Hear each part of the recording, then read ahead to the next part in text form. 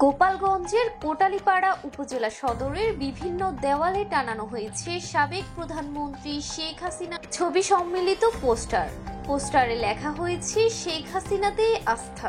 শনিবার সকালে সরজমিনে দেখা যায় উপজেলা পরিষদের বাউন্ডারি দেওয়াল, পৌরসভার দেওয়াল, আওয়ামী লীগের দলীয় কার্যালয় সহ বিভিন্ন অফিসের দেওয়ালে দেওয়ালে ছেয়ে গেছে এই পোস্টার।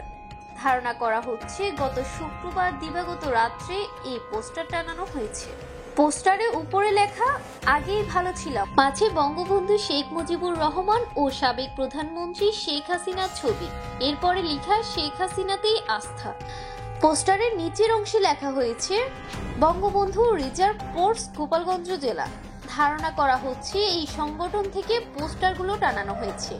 ভ্যান চালক, পথচারী সহ বিভিন্ন শ্রেণী পেশার মানুষদের উৎসুক হয়ে এই পোস্টার দেখতে দেখা গেছে। তবে সাবেক প্রধানমন্ত্রী শেখ হাসিনার নির্বাচনী এই উপজেলায় বিগত দিনে এই ধরনের কোনো সংগঠন চোখে পড়েনি। নতুন এই সংগঠন সম্পর্কে জানার জন্য কোটালীপাড়া উপজেলার আওয়ামী লীগের নেতাদের সাথে চেষ্টা করেও তাদের পাওয়া যায়নি।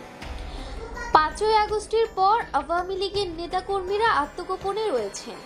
5ই আগস্টের পর এই প্রথম সাবেক প্রধানমন্ত্রী শেখ হাসিনার পক্ষে কোনো কার্যক্রম দেখা গেছে।